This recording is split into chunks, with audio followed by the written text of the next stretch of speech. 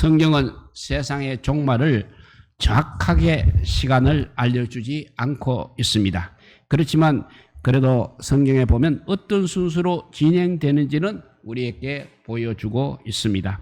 우리들은 세상 종말이 있음을 믿으시고 그 종말을 준비하는 삶을 살아가시기를 바랍니다. 먼저 세상 종말의 그 시간들을 간략하게 한번 정리하도록 하겠습니다. 첫째는 재난의 시작은 처처에서 기근과 지진, 그리고 전쟁과 전염병, 또 천재지변 등의 재난이 일어난다고 했습니다. 그리고 시간이 갈수록 그 강도가 더욱 강력해질 것이라고 말씀하고 있습니다. 두 번째는 모든 민족에게 복음이 전파되어야 한다고 했습니다. 주님께서는 모든 민족에게 복음이 전파되면 그제야 끝이 오리라고 말씀하셨습니다. 세 번째는 이스라엘이 회복되어야 합니다. 주님께서는 무화과나무의 잎사귀가 연하여지는 것을 보게 되면 여름이 가까운 줄을 알라고 하셨습니다. 이스라엘 독립과 회복을 말씀하신 것입니다. 이는 종말의 중요한 시작을 알리는 징조라 할 수 있겠습니다. 네 번째는 대배교가 일어납니다. 대배교라는 것은 단순히 교회를 안 다니는 그런 배교가 아니라 진리 안에 있던 사람들이 이제는 의도적으로 진리를 거역하고 떠나는 것을 의미합니다. 그 대표적인 예가 지금 한창 일어나고 있는 종교 통합입니다. 대배교는 이렇게 교회 안에서 일어나는 영적 타락인 것입니다. 다섯 번째는 7년 대환란입니다. 적그리스도가 처음에는 평화의 사도처럼 나타나서 전 세계 정치 경제를 하나로 묶을 것입니다. 그래서 그 사람은 지구촌의 절대 권력자로 군림할 것이라고 했습니다. 그래서 그 사람은 제3성전에 앉아서 자신을 하나님이라고 선포하며 자기를 경배하기를 강조하며 자신에게 경배하지 않는 사람들을 잔인하게 처형하는 독재 정치를 펼칠 것입니다. 여섯 번째 가면 주님의 가시적 재림이 나타납니다.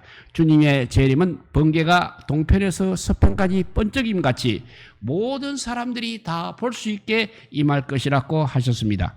천사들과 영광스러운 모습으로 온 세상의 심판을 위하여 다시 오실 것입니다. 일곱 번째, 첫째 부활과 휴거입니다.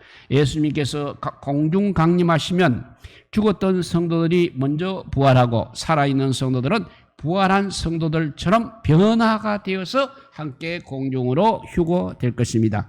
여덟 번째, 아마겟돈 전쟁입니다. 여섯 번째, 대접 재앙이 쏟아질 때 전 세계 군대가 아마겟돈으로 모일 것입니다.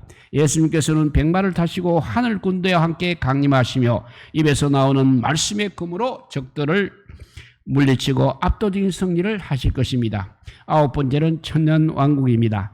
이 땅에서 천년 동안 주님께서 통치하시는 지상낙원이 펼쳐질 것입니다. 사탄이 그때는 무지경에 갇히게 되고 세상은 에덴 동산 같은 낙원이 될 것입니다. 그런데 천년 왕국이 끝나면 이제 곡과 마곡의 전쟁이 일어납니다. 천년왕국 끝에 사탄이 이제 잠시 노임을 받습니다. 그때 멸국을 미혹해서 하나님을 또 대적할 것입니다. 하나님께서는 하늘에서 내려온 불로 이 악의 세력은 멸망시킬 것입니다. 이 전쟁은 죄를 이제는 종결시키게 될 것입니다. 11번째, 백보자 심판입니다. 우리 하나님께서 크고 흰 보좌에서 모든 사람을 심판하십니다.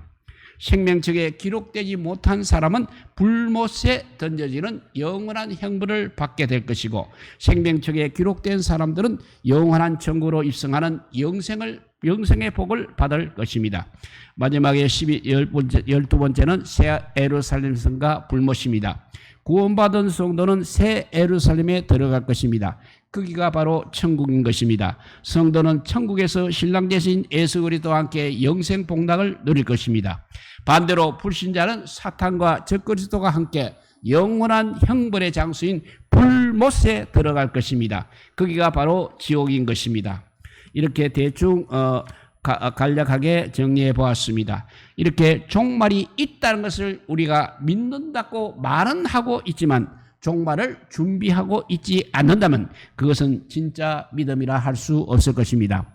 학교에서 시험 기간이 되면 준비를 하게 됩니다. 그런데 영생에 달린 세상 종말을 우리가 준비하지 않는다면 어떻게 그것을 진짜 믿음이라 할 수 있겠습니까? 세상 종말을 우리가 진짜 믿는다면 확실하게 준비하는 우리 모두 되시기 바랍니다. 그렇다면 세상 종말을 확신하면 무엇을 확실하게 준비해야 되는지를 살펴보도록 하겠습니다. 첫째가 제일 중요한 것이 확실한 믿음부터 준비를 해야 합니다. 믿음의 비밀을 모르고 성경을 보게 되면 하나님께서 행위를 따라 심판하시는 것처럼 보이게 됩니다. 하지만 그 행위의 근거는 결국 믿음이라는 것입니다. 생명책에 기록되는 기준은 예수 그리스도를 반드시 구주로 고백하는 믿음입니다. 이 믿음이 있는 자만이 천국에 들어가는 영광을 누릴 수 있는 것입니다. 히브리서 그래서 11장 6절에 보면 믿음 없이는 하나님을 기쁘시게 하지 못하느니 하나님께 나아가는 자는 반드시 그가 계신 것과 또한 그가 자기를 찾는 자들에게 상 주시는 이심을 믿어야 할지니라 했습니다. 믿음이 없이는 우리 하나님을 기쁘시게 할 수 없습니다. 기도의 응답은 믿음으로 받는 것입니다. 치유의 역사도 역시 믿음으로 나타나는 것입니다. 성령을 받는 비결도 결국 믿음인 것입니다. 천국 역시 믿음으로 가는 것입니다. 사실 성경을 깊이 있게 보게 되면 모든 것의 해답이 믿음이라는 것입니다. 한 개인에게 믿음이 있기 전과 믿음이 생긴 후는 완전히 다른 세계를 살게 되는 것입니다. 믿음이 진짜 중요한 이유는 바로 우리가 믿음으로 구원을 받기 때문에 그렇습니다. 그래서 요한복음 3장 16절입니다. 하나님이 세상을 이처럼 사랑하사 독생자를 주셨으니 이는 그를 믿는 자마다 멸망하지 않고 영생을 얻게 하려 하심이라 하였습니다. 멸망한다는 말은 바로 지옥에 간다는 말입니다. 영생을 얻는다는 말은 결국 천국을 간다는 말이 되겠습니다. 그런데 멸망과 영생, 천국과 지옥과 천국을 결정하는 기준이 무엇이겠습니까? 독생자를 주신 우리 하나님의 사랑과 예수 그리스도를 믿느냐 믿지 않느냐인 것입니다. 믿지 않으면 멸망이요 믿으면 영생인 것입니다. 믿음이 이렇게 중요하다는 것입니다. 구원을 믿음으로 받는다는 말은 하나님의 심판을 통과하는 비결과 천국에 들어가는 비결이 딱 하나 믿음이라는 말입니다. 그렇기 때문에 우리는 믿음을 확실하게 준비해야 합니다. 자기는 믿는다고 생각을 하고 있습니다. 그런데 백보자 심판대에서 불합격을 받게 되면 돌이킬 수가 없는 것입니다. 영원한 지옥뿐입니다. 믿음을 우리가 확실하게 준비하시기 바랍니다. 그렇다면 믿음은 어떻게 생기는 것입니까? 예수님을 구주로 믿는 믿음은 하나님께서 반드시 선물로 주셔야 믿어지는 것입니다. 그러나 우리 편에서는 하나님의 말씀을 듣고 읽고 묵상하는 것입니다. 로마서 10장 17절 말씀입니다. 그러므로 믿음은 들음에서 나며 들음은 그리스도의 말씀으로 말미암느니라 하였습니다. 믿음은 들음에서 난다는 것입니다. 그래서 믿음을 확실하게 준비하려면 반드시 들어야 하는 것입니다. 무엇을 들어야 합니까? 예수 그리스도를 통한 구원의 말씀을 들어야 하는 것입니다. 그래서 하나님의 말씀을 읽고 듣고 묵상하는 것이 매우 중요한 것입니다.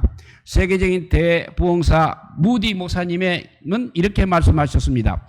나는 하나님께 믿음을 달라고 기도를 했다. 나는 믿음이 어느 날 하늘로부터 번개같이 뚝 떨어지는 것을 기대하였다. 그러나 믿음은 오지 않았다. 그래서 로마서 10장을 읽으면서 그러므로 믿음은 들음에서 나며 들음은 그리스도의 말씀으로 말미암았느니라는 말씀에 감동을 받게 되었다. 지금까지 나는 성경을 덮어놓고 믿음을 위해서 기도만 했었다. 그러나 이제 성경을 펴고 공부를 하기 시작하자 믿음은 줄곧 자라나기 시작했다고 고백했습니다.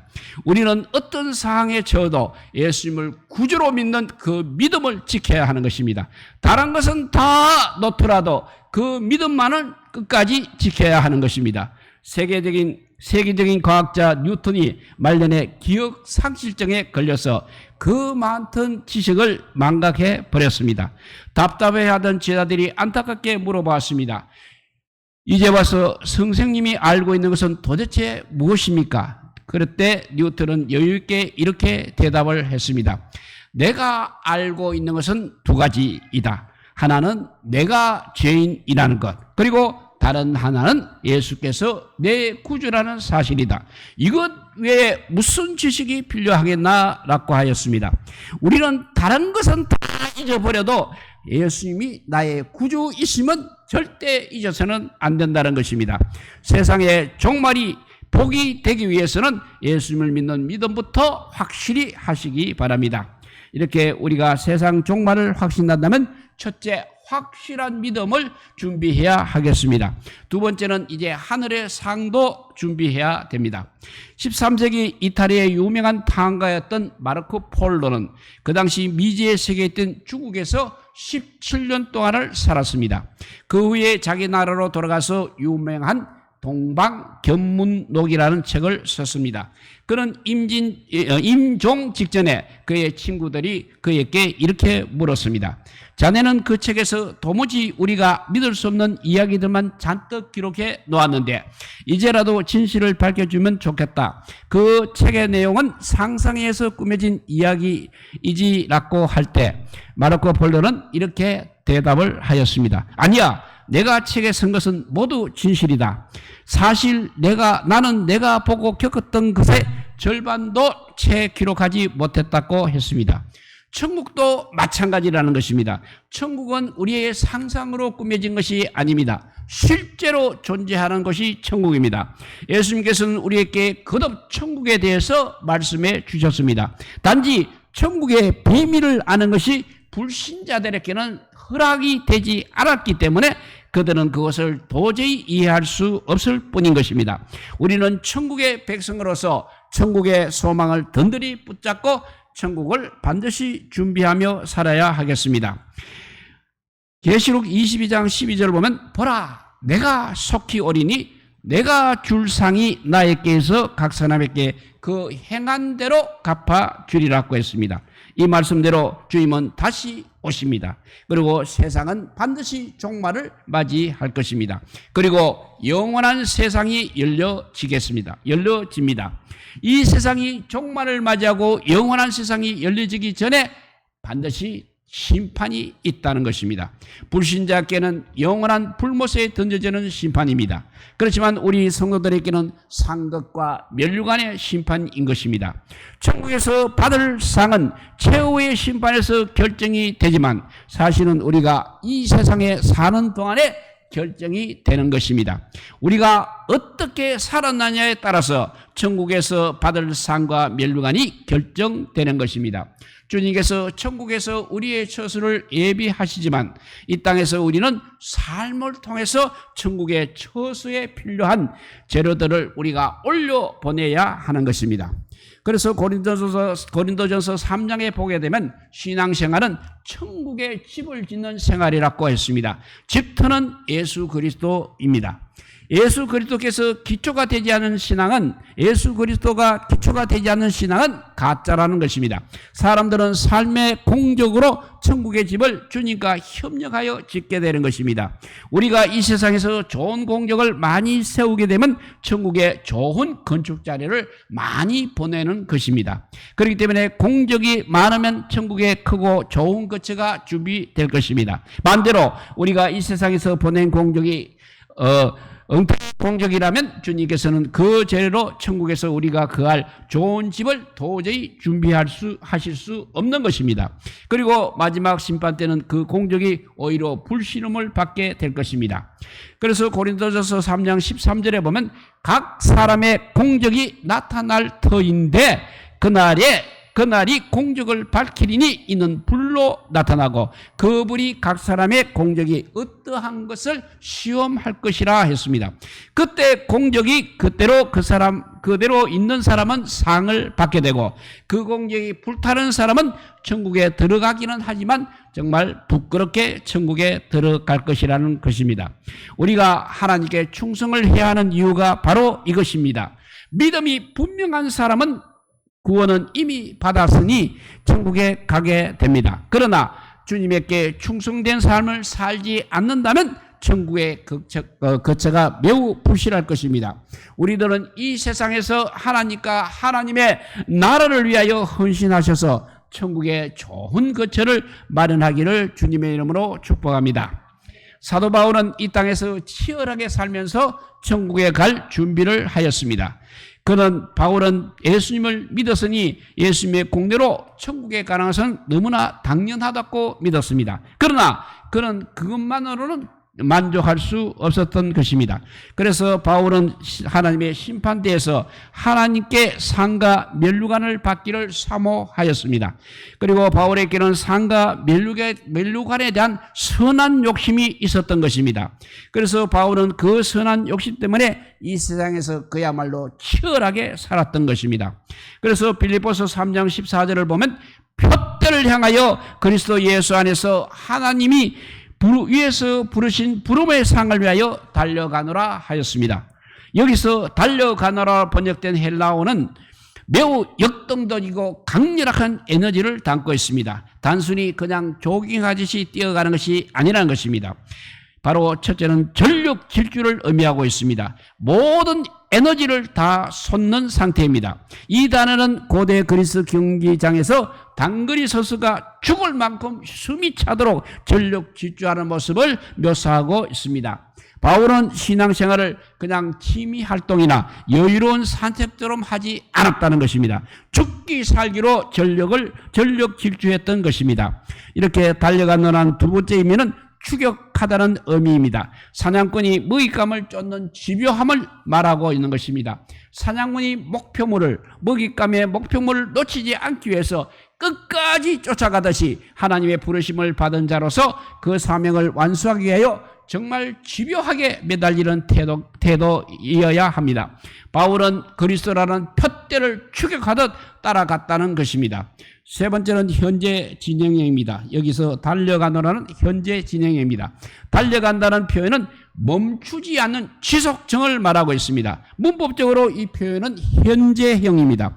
과거에 한번 열심히 뛰었던 것으로 끝나는 것이 아니라는 것입니다. 지금 이 순간에도 계속해서 달려가고 있다는 뜻입니다. 바울은 자신이 이미 얻었다 함도 아니요 온전히 이루었다 함도 아니라고 말했습니다. 사도 바울은 어제의 승리에 안주하지 않았습니다. 오늘도 여전히 천국의 상과 면류관을 바라보며 최선을 다해 달려갔다는 것입니다. 파이어족이라는 것이 있습니다. 그런 사람들은 어떤 말이냐면 경제적 자립을 이제 토대로 조기 은퇴를 추진하고 있는 사람들을 일컫는 말이라고 합니다. 일하기 싫어서가 아니라 젊었을 때 극단적으로 저축하여 빨리 은퇴 자금을 마련하고 이후에는 자신이 원하는 삶에 집중하며 사는 것이 파이어족의 핵심입니다. 파이어족으로 살아가기 위해서는 극단적이라고 표현할 정도로 불편함을 자발적으로 선택해야 합니다. 경제적 자유를 얻기까지는 물질적 풍요를 포기하는 자발적 가난도 선택해야 하는 것입니다. 그래서 파이어족이 되기 위해서는 보통 두 가지 수치를 중요하게 여긴다고 합니다. 첫째는 25배의 법칙입니다. 1년 생활비의 25배에 해당하는 재산을 모으게 되면 은퇴가 가능하다고 보는 것입니다. 예를 들면 연 생활비가 4천만 원인 경우에는 10억 원을 저축하면 25배가 되는 것입니다. 그리고 두 번째 법칙은 또 4% 법칙이 있습니다. 모아둔 자산을 주식이나 채권 등에 투자해서 연 4%의 수익을 올리고 그 수익금만으로만 생활하게 되면 원금을 축내지 않고 영구적으로 생활할 수 있다는 그 이론을 가지고 있습니다. 이렇게 바울에 달려가는 삶하고 파이어족의 삶은 미래의 보상을 위해서 현재의 안락함을 희생하고 극단적인 절제와 노력을 기울이는 것이 공통점이 있다고 합니다. 그러나 이들의 목적지는 전혀 다르다는 것입니다. 파이어족의 목표는 자기 자신의 경제적 자유와 안식입니다. 그러나 사도 바울은 안식입니다. 자산이라는 목표대를 향해 달려갑니다. 그 끝에서 바로 일로부터 해방이라는 상을 얻는 것이 파이어족입니다. 반대로 바울의 목표는 예수 그리스도와 사명 그리고 천국의 상급인 것입니다. 사도 바울은 은퇴나 멈춤이 목적이 아니라 부르심의 상을 얻기 위해서 죽는 순간까지 달려갔다는 것입니다. 바울에게 진정한 안식은 이 땅에서의 은퇴가 아니라 하나님 품에서의 안식과 상급이었던 것입니다. 한 노예가 자기 주인의 죽음을 슬퍼하고 있었습니다. 어떤 사람이 그에게 주인이 천국에 갔다고 생각하느냐고 물어봤습니다. 그러자 그는 이렇게 대답을 했다고 합니다. 그렇게 생각하지 않습니다. 왜냐하면 그분은 어느 곳에 가든지 늘 준비를 하셨습니다. 읍내에 나가거나 산이나 들이나 산으로 놀러 갔기도 며칠씩 준비를 하셨습니다. 그러나 저는 그분이 천국에 갈 준비를 하신다는 그런 소리는 들은 적이 없습니다. 아마 그분이 저는 그래서 그분이 천국에 가셨다고 생각하지 않습니다. 라고 하였습니다. 여기서 우리는 자신의 신앙생활을 한번 점검해 보아야 하겠습니다. 나는 정말 종말을 준비하고 있는가? 나는 천국의 상과 멸망을 바라보고 준비하고 있는가? 나는 사도 바울이 말했던 것처럼 부름의 상을 위하여 달려가고 있는가? 지금 내가 이 상태로 천국에 간다면 혹시 부끄러운 구원을 받는 것이 아닌가? 이 상태로 하나님 앞에서 나의 공적이 불시험을 받게 되면 나의 공적은 다 불에 타서 사라지고 부끄러운 구원만 구원을 받는 것이 아닌가? 이렇게 다시 한번 신앙생활을 점검하시기 바랍니다. 그래서 우리는 하늘의 상을 준비하는 삶을 살아가시기를 바랍니다. 이렇게 세상의 종말을 확신한다면 첫째 믿음입니다. 확실한 믿음부터 준비해야 되고, 두 번째는 하나님의 상을 또 준비해야 됩니다. 세 번째는 깨어 있어야 하는 것입니다. 데살로니가전서 5장에서 사도 바울은 주님의 재림의 시기에 가여 두 가지 엇갈린 말을 했습니다. 데살로니가전서 5장 2절에는 주의 날이 밤에 도적같이 이룰 줄을 너희 자신이 자세히 알기 때문이라 했습니다. 그리고 사도 바울은 주님께서 재림하시는 종말의 때가 도둑같이 임한다고 말했습니다. 이는 그때를 알 수 없다는 말을 한 것입니다. 그런데 잠시 후에는 또 그와 반대되는 말을 했습니다. 데살로니가전서 5장 4절 말씀입니다. 형제들아, 너희는 어둠에 있지 아니하매 그날이 도둑같이 너희에게 임하지 못한다고 했습니다. 여기서는 그날이 도둑같이 임하지 못한다고 말하고 있는 것입니다. 엇갈린 이유는 사도 바울이 자기도 잘 알지 못하는 말을 모순되게 한 것이 아니라 이런 의미가 있습니다. 주님이 재림하시고 세상 종말이 언제 임한지는 아무도 알 수 없다는 것입니다. 하지만 영적으로 깨어있는 사람들은 주님이 언제 오시는지 그 시간은 알 수 없지만 때와 징조를 보며 준비하게 된다는 그런 뜻입니다. 그래서 데살로니가 5장 6절에 가서는 이렇게 말하고 있습니다. 그러므로 우리는 다른 이들과 같이 자지 말고 오직 깨어 정신을 차릴지라 했습니다. 신앙생활은 이렇게 깨어 정신을 차리고 해야 하는 것이 신앙생활입니다. 여기서 정신을 차린다는 것은 취하지 않는 맑은 정신으로 시대를 분별하는 것을 의미하고 있습니다. 잠에 취한 사람은 자기 앞에서 어떤 일이 일어나고 있는지 알 수 없는 것입니다. 안다고 하더라도 합당한 조치는 취할 수 없을 것입니다. 영적으로도 마찬가지라는 것입니다. 영적인 잠에 취했으면 영적인 분별을 잃어버립니다. 영적인 교제가 불가능합니다. 영적인 능력을 상실하게 되는 것입니다. 그리고 종말을 결국은 준비할 수 없게 된다는 것입니다. 그러므로 우리가 영적으로 항상 깨어 있어야 하는 것입니다. 주님께서는 복음서에서 종말을 말씀하신 후에 마무리 부분에서 반드시 깨어 있으라고 말씀을 하셨습니다.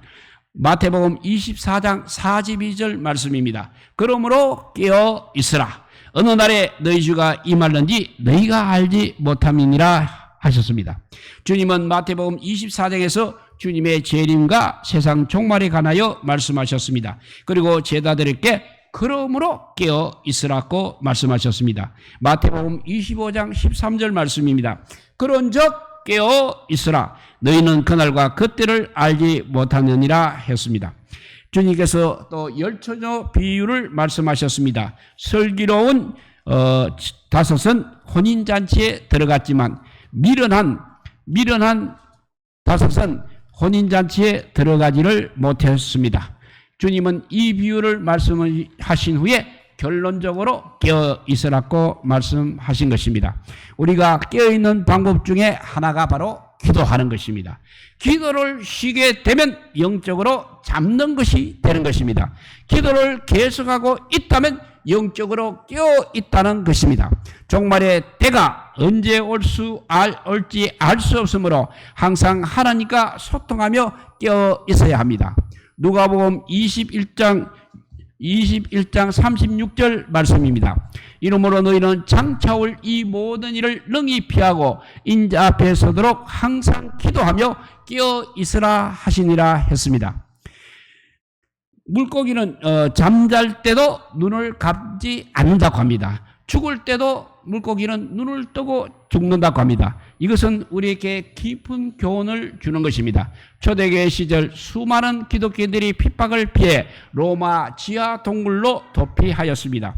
그것은 원래 시체를 매장하는 곳이었습니다. 기독교인들은 10대에 걸쳐 300년 동안 그곳에서 생활을 하였습니다.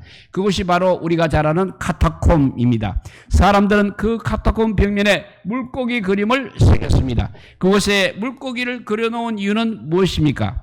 자다 깨다 영적으로 깨어 있으라는 메시지였는지도 모르겠습니다. 기독교인들은 이렇게 항상 깨어 있어야 한다는 것입니다.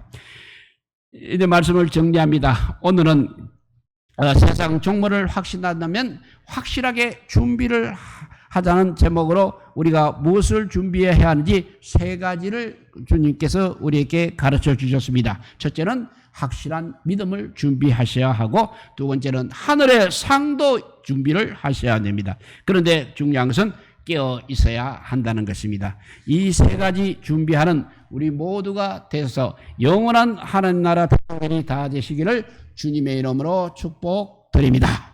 기도하겠습니다. 사랑의 하나님 감사합니다. 이 불볕 더위를 바라볼 때 우리가 주님께서 아버지여 믿지 않는 자는 불못에 던져진다고 했습니다. 이 불빛 더위보다 더 무서운 불못이 우리 앞에 놓여져 있는데도 불구하고 우리가 준비하지 않고 있으면 결국은 불못에 들어갈 수밖에 없는 것을 깨닫게 하여 주시옵소서.